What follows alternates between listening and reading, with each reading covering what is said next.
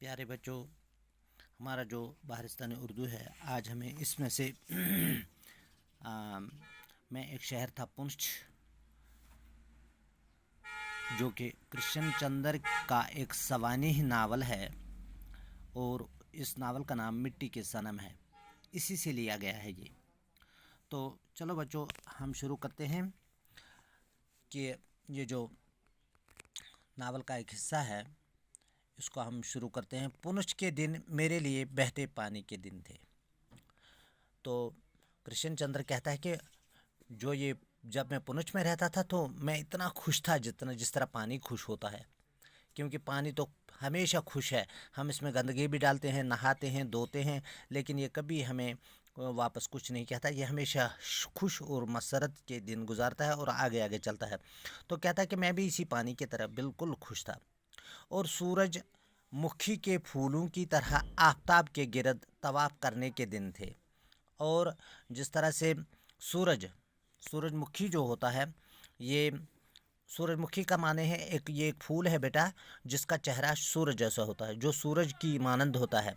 यानी इसको हम कश्मीरी में गुले आफ्ताब कहते हैं और अंग्रेज़ी में इसका नाम है सनफ्लावर।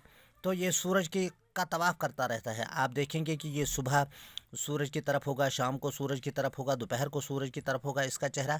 तो इसको सूरजमुखी इसीलिए भी कहा गया है क्योंकि इसका चेहरा भी सूरज जैसा है और सूरज का आशिक भी है, सूरज के तवाफ़ भी करता है। तो और कहता है कि सूरजमुखी के फूलों की तरह आफताब के गिरद तवाफ़ करने के दिन थे।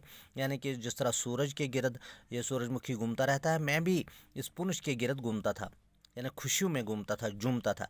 मैं एक ज़मीन, एक धरती, एक शहर, एक सयारा था। यानी कि जिस तरह एक सयारा है, एक ज़मीन है, एक धरती है, तो ये चीज़ें जो है सयारा, धरती और ज़मीन, ये समझो एक ही नाम है। ज़मीन तो ज़मीन ही है जिस पर हम रहते हैं। धरती हिंदी लफ्ज़ है, हिंदी माने हैं ज़मीन के, हिंदी लफ्ज़ है। इसी तरह से सयारा जो है ये एक प्लेनेट है जो ज़मीन के ही बारे में कहा गया है।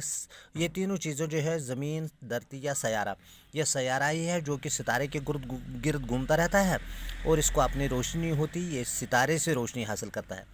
एक शहर था, यानी कि मैं एक शहर पुंछ था, ये पुंछ जैसा था लेकिन धरती की तरह घूमता रहता था, खुश था, खिरम था, जो मसरत के गिरद चक्कर लगाता था। क्योंकि मैं तो ज़मीन जो है ये सूरज के गिरद घूमती है, चक्कर लगाती है, तो सैयारे की तरह, और मैं भी इसी सैयारे की तरह खुशियों के गिरद, मसरत के गिरद चक्कर लगाता था। मेरे वो दिन खुले नीले आसमान में सफ़ेद बादलों की तरह गुजर गए। और मैं जिस तरह से खुले और नीले आसमान में सफ़ेद सफ़ेद बादल झूमते रहते हैं, घूमते रहते हैं, मैं भी खुशियों में इन्हीं बादलों की तरह घूमता और झूमता था इस पुंछ में। वो घड़ियाँ आज भी याद के किसी ऊंचे भूरे टीले पर लम्हों की लंबी लंबी डंडियों पर नरगिसी फूलों की तरह झुकी हुई मुझे तकती हैं। तो कृष्ण चंद्र जी कहते हैं कि आज भी मुझे पुंछ जब याद आता है, मुझे ऐसा लगता है कि जिस तरह किसी बूरे टीले पर, यानी बूरा टीले का मतलब है मिट्टी का टीला, मिट्टी के टीले पर नरगिसी फूल अपनी लंबी लंबी डंडियों पर जिस तरह किसी का इंतज़ार करते हैं, इसी तरह पुंछ के लोग मेरा इंतज़ार करते हैं और मुझे तकते रहते हैं। तकने का मतलब है यानी कि मुझे देखते रहते हैं, मेरा इंतज़ार करते हैं और झुकी हुई नज़रों से मेरी तरफ देखते हैं। कितने ही रास्ते हैं मेरे दिल में जो पुंछ की वादी को जाते हैं। कृष्ण चंद्र जी कहते हैं कि मेरे दिल में यानी कि वो सब बातें याद हैं कि पुंछ को कहाँ कहाँ से रास्ता था, कहाँ कहाँ से रास्ते आते थे पुंछ शहर की तरफ। कभी शुमाल, कभी मशरक़, कभी जनूब, कभी मगरिब, जिधर से भी चलता हूँ पुंछ पहुँच जाता हूँ। तो कृष्ण चंद्र जी कहते हैं, नावल निगार कहते हैं कि पुंछ को आने के लिए जनूब, मशरक़, मगरिब, शुमाल हर तरह से रास्ते आते थे।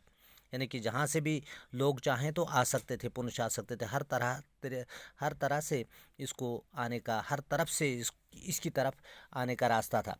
बड़े टीढ़े टीढ़े कोहिस्तानी कठिन रास्ते, और ये रास्ते जो थे दूर दूर से जब ये आते थे तो ये टीढ़े टीढ़े थे, कोहिस्तानी पहाड़ से आते हुए रास्ते। कुदरती बात है कि जब हम जम्मू की तरफ जाते हैं तो पहाड़ी रास्ते जो हैं वो टीढ़े टीढ़े होते हैं, गोल मोल होते हैं, मोड़ होते हैं।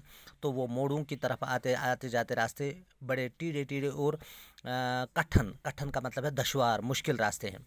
मगर जिधर से भी जाओ, जब पुनश्च करीब आता है तो दिल के दरवाजे खुलने लगते हैं। तो लेकिन ये रास्ते जब इंसान आगे आगे जाता है, पुनश्च की तरफ पहुंचता है, पुनश्च की तरफ, पुनश्च के नज़दीक पहुंचता है, तो ये रास्ते खुलने लगते हैं, यानी कि कुशादा हो जाते हैं। क्योंकि शहर में बड़े बड़े शाहराएँ होती हैं, छोटे रास्ते, फिर छोटे रास्तों का काम ख़त्म हो जाता है, पहाड़ फटने लगते हैं। ऐसा लगता है कि जैसे पहाड़ खुल गए, अब पहाड़ फट गए और मैदान बन गए। एक तरफ बेताड़ का दरिया आता है अली आबाद की जानिब से, दूसरी तरफ पुनश्च का दरिया। अब यहाँ जो मुसन्निफ़ है, इस नावल निगार है इस नावल का, यानी कृष्ण चंद्र जी, ये कहते हैं कि एक तरफ से यहाँ बेताड़ का दरिया अली आबाद से आता है। अली आबाद एक शहर है, तो वहाँ से बेताड़ का दरिया आता है, और दूसरी जानिब से पुनश्च का दरिया आता है।